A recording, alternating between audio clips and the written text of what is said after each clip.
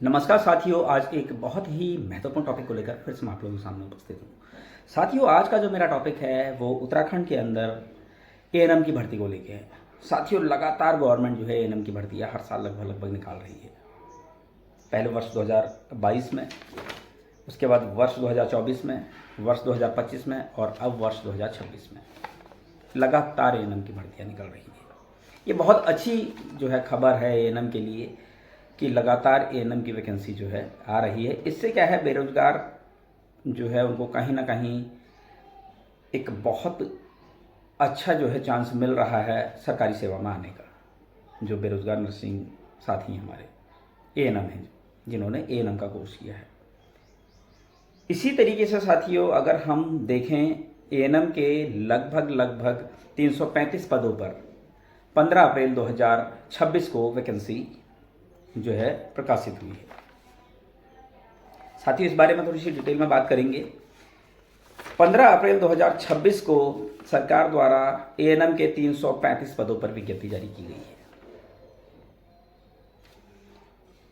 इसको जो है एससी, एसटी, ओबीसी, ईडब्ल्यूएस और सामान्य वर्ग में किस तरह से इन पदों को बांटा गया है, इस पर थोड़ी सी बात करेंगे। आवेदन करने की जो डेट है, कब से है, लास्ट डेट कब है और आवेदन शुल्क जमा करने की लास्ट डेट कब है, संशोधन की डेट कब है, इन सारे टॉपिकों पर आज हम बात करेंगे। वीडियो थोड़ा लंबा है, वीडियो अच्छे से देखिएगा, समझिएगा और उसके बाद आपको जो भी स्टेप लेना है आप लीजिएगा।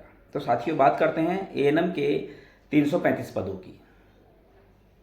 15 अप्रैल 2026 को सरकार द्वारा एएनएम के 335 पदों पर विज्ञप्ति जारी की गई है। वेबसाइट बता देता हूं, www.ukmssb.org। इस वेबसाइट पर जाकर आपको टोटल सारी जानकारी मिल जाएगी।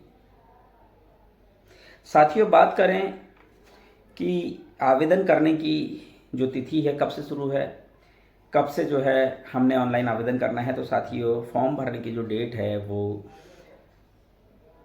21 अप्रैल 2026 से शुरू है और लास्ट डेट 4 मई 2026 शाम 5 बजे तक है। साथियों, फिर से बता देता हूं, ऑनलाइन फॉर्म भरने की जो डेट है वो 21 अप्रैल 2026 मॉर्निंग 10 बजे से शुरू हो जाएगा आवेदन करना और लास्ट डेट है 4 मई 2026 शाम को 5 बजे तक। आवेदन शुल्क आप जमा कर सकते हैं 4 मई 2026 शाम को 5 बजे तक। साथियों, किसी के फॉर्म में कुछ गलती हो जाती है तो संशोधन के लिए 6 मई 2026 मॉर्निंग 10 बजे से शाम 5 बजे तक वेबसाइट खुली रहेगी। कोई भी संशोधन अगर करना है तो इस डेट को आप संशोधन कर सकते हैं। अब बात करते हैं साथियों इन पोस्टों की। एएनएम के 335 पोस्टों की किस कैटेगरी को कितने पद दिए गए हैं। एससी को एससी कैटेगरी को, एसटी कैटेगरी को, ओबीसी कैटेगरी को, ईडब्ल्यूएस कैटेगरी को और सामान्य वर्ग अनरिजर्व्ड कैटेगरी को कितने पोस्ट दिए गए हैं। तो साथियों, 335 पदों को किस तरीके से डिवाइड किया गया है। एससी कैटेगरी को 48 पद दिए गए हैं, एसटी को 5 पद दिए गए हैं, ओबीसी को 19 पद दिए गए हैं, ईडब्ल्यूएस को 26 पद दिए गए हैं और सामान्य वर्ग को 237 पद दिए गए हैं। 335 में से 237 सामान्य वर्ग को, अनरिजर्व्ड कैटेगरी को, ईडब्ल्यूएस को 26, ओबीसी को 19, एसटी को 5 और एससी को 48।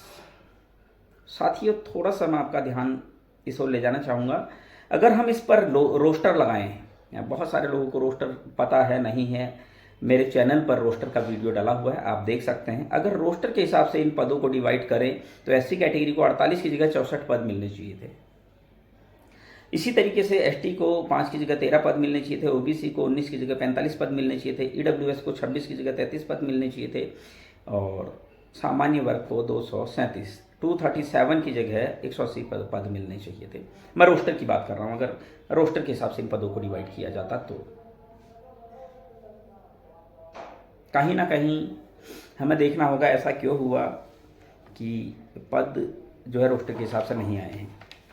साथियों, पहले भी कुछ विज्ञप्तियां एएनएम की आई हैं। मैं थोड़ा सा ध्यान आप लोगों की ओर ले जाना, आपका उस ओर ले जाना चाहूँगा। 15 मार्च 2022 को एएनएम के 824 पदों पर विज्ञप्ति आई थी, जिसमें एससी कैटेगरी को 133 पद दिए गए थे, एसटी को 48 पद, ओबीसी को 55 पद, ईडब्ल्यूएस को 55 पद और सामान्य वर्ग को 533 पद। फिर से रिपीट कर रहा हूं, आप थोड़ा सा ध्यान दीजिएगा। वर्ष 2022 15 मार्च 2022 को एएनएम के 824 पदों पर विज्ञप्ति जारी हुई थी, जिसमें एससी कैटेगरी को 133 पद दिए गए थे। अगर रोस्टर इसमें हम लगाते तो एससी कैटेगरी को 157 पद दिए जाने चाहिए थे रोस्टर के हिसाब से, 24 पद यहाँ पर कम थे। आप लोग थोड़ा सा इस चीज़ को देखिएगा। रोस्टर का वीडियो मेरे चैनल पर मिल जाएगा आपको, आप देखिए रोस्टर किस हिसाब से किसी भी विज्ञप्ति में लगता है। तो एससी कैटेगरी को 15 मार्च 2022 को जो एएनएम की वैकेंसी आई थी 824 पदों पर, उसमें एससी कैटेगरी के 133 पद दिए गए थे, जबकि रोस्टर के हिसाब से 157 पद होने चाहिए थे, 24 पद इसमें कम थे। उसके बाद फिर 1 फरवरी 2024 को एएनएम के 391 पदों पर फिर से विज्ञप्ति आई। 11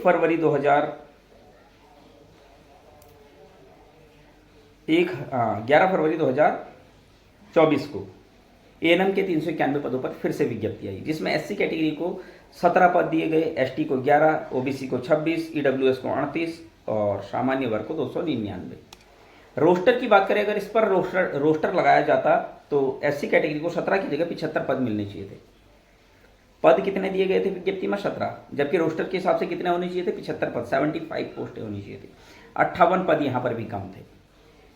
वर्ष 2022 में 824 पदों में जब विज्ञप्ति आई थी, वहाँ पर 24 पद एससी कैटेगरी को कम दिए गए थे।